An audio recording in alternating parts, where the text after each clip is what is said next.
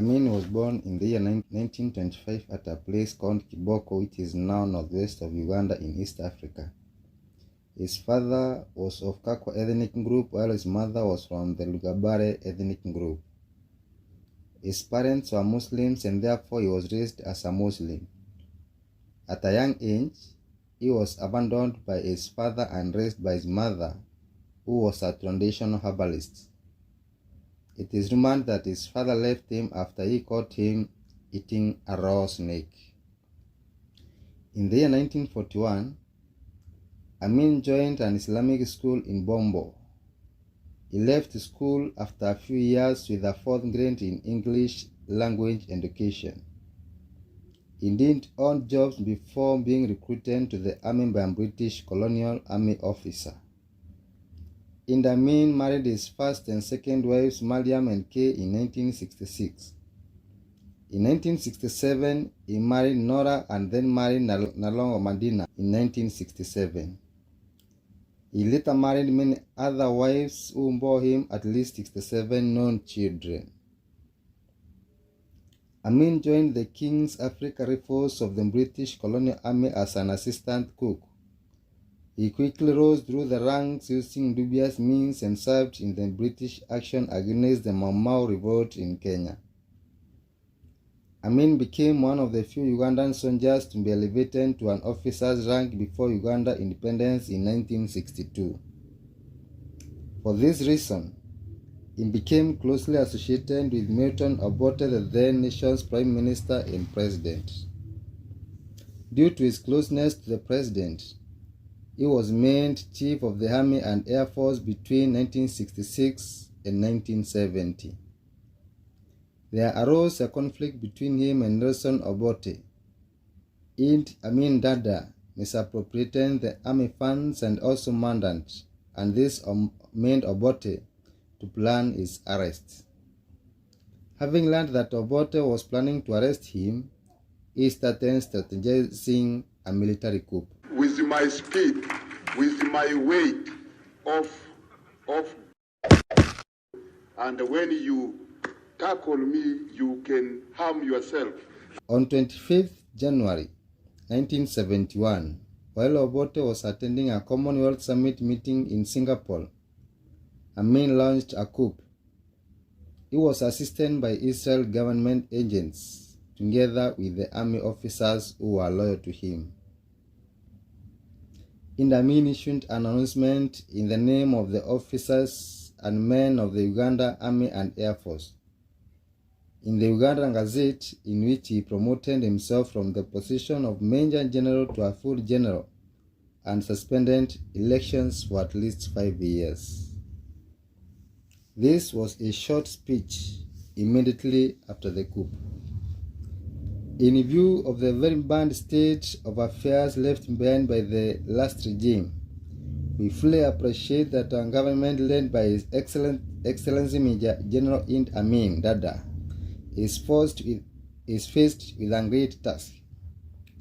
Public life must be cleaned up, and the economy must be put on a sound basis. In addition, the people of Uganda have to be educated to think in terms of Uganda as a whole, and to love and respect one another in the spirit of brotherhood, unity, and equality. We have therefore decided that our government, led by His Excellency Amin Dada, must be in power for at least 5 years. We believe that at the end of such a period, national elections could be organized and held in a period of tranquility and mutual respect. From messages received by us, we know that this proposal has the support of the great majority of Ugandans. In addition, due to the size of the army that he is now handling and his military responsibilities, we hereby appoint him full general. End of his speech. Ugandans had no choice but to accept what had taken place. Amin became the president of Uganda. He ruled directly disregarding the delegation of power. He was noted for abrupt mood changes from tyranny to gentleness, shrewdness to buffoonery. In 1972, he expelled all Asians from Uganda, an action that led to breakdown of Uganda's economy. He could publicly insult the Great Britain government of the British, which made Ugandan slaves over 100 years, have run away. Therefore, they consider me the conqueror of the British Empire. 30th of June 1977 this year, in order to make it absolutely clear to you, I have been honored by the highest order of the conqueror of the British imperialism in Uganda.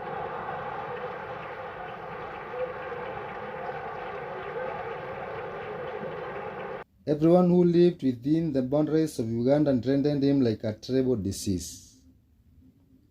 He broke the relationship between his country and Israel and made friendship with Palestine and Libya. He ranked as one of the cruelest dictators of the 20th century. His reign saw hundreds of thousands of people disappear. Others were murdered. He ruled Uganda with an iron fist. He had an evil sense of humor. His brutality earned him a nickname, the Butcher of Uganda. Idi Amin was sent, manned, burnt, and utterly terrifying. In the year 1972, Uganda exiles launched a poorly coordinated attempt to overthrow Idi Amin. As a result, Amin launched a purge of Ovote supporters from the armed forces. This purge expanded to include people from all walks of life and sectors of Uganda society. People of the Acholi and Lango ethnic group were particularly targeted. People were murdered at will. Their bodies were dumped wherever it was convenient. Those with any form of influence against the government were in real danger. Amin turned out to be a cannibal and ate human flesh. This included journalists. You invited people to come to Uganda, and I understand also journalists. In the case journalists will come and write about Uganda and maybe about you in a critical sense, wouldn't there be the danger they could face a fate similar to the fate of this British professor who lived in Kampala?